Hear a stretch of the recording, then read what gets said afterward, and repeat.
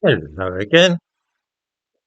When Kabul fell to the Taliban 3 years ago, we were informed that we had a duty to bring tens of thousands of refugees from the country to come and live in Britain, because these people had been helping our army, it seems.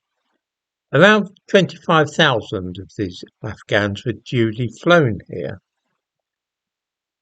Because immigration is such a sensitive subject, the government has tried to keep quiet about the fact that this was not a one-off operation, but has turned into a continuous process, whereby Afghans, most of whom do not speak a word of English, are flown here from Pakistan, where they've been living in makeshift accommodation.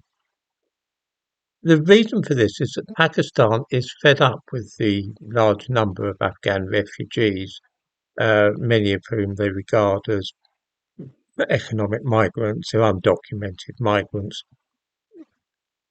Pakistan say there's 1.5 million such Afghans in their country, and we seem to be flying as many of them as we possibly can to come and live here. Military bases in this country are being commandeered and our soldiers and their families turfed out to make way for Afghani families. This happened at the Cameron Barracks in Inverness, where the families of British military personnel were evicted at short notice in the spring and the married quarters handed over to Afghans. This is Operation Lazurite, and it's part of the Afghan Resettlement and Assistance Policy. In the description to this video, I give a link to a piece in the Forces News about this. Since the spring, something over 5,000 Afghans have been collected from Pakistan and brought here, where they've been told that they and their families can stay forever. This is causing quite a few problems, not least to local schools, including a primary school in Inverness near to the Cameron Barracks. This is Raigmore Primary School, which has a catchment area serving the former married quarters of the barracks and also the Raigmore housing estate. I give a link to the website giving information about this primary school also in the description to this video. There are 158 pupils at the school, and until the beginning of this term they all spoke English and were of Scottish heritage. The classes are small, consisting of 20-25 pupils each. When the school opened a few days ago after the summer holidays, parents found that 25 of the pupils are Afghan children who do not speak a word of English. One class alone has 8 Afghan children in it. One does not have to be a fanatical nationalist to see the problems when half the children in a school class of children in Britain cannot speak any English.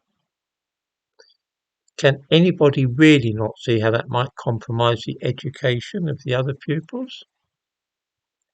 Then too, this is a close-knit community with the mothers at the school gates tending to know each other.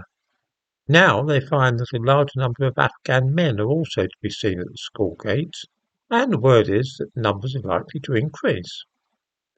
People are asking themselves why their children's education should be disrupted and compromised in this way for the benefit of people who have nothing at all to do with them.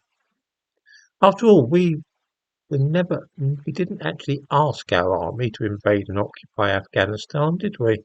Nor did we realise that in doing so we would be writing a blank cheque for immigration to small communities like this for an unlimited number of Afghans to settle. Because Operation Lazurite is an open-ended commitment, you see, and as the British Army shrinks in size, so are bases and their married quarters being handed over in this way to people from Afghanistan. The whole thing is happening without any consultation, and more Afghans are being flown here from Pakistan. As I say, this started when Pakistan began chucking out illegal immigrants. There's 1.5 million illegal immigrants in Pakistan from Afghanistan. They want to get rid of all of them. It seems that we feel that we should bring these people here to Britain. And if that creates problems for British people, as it is doing in Inverness, then we'll just have to put up with it.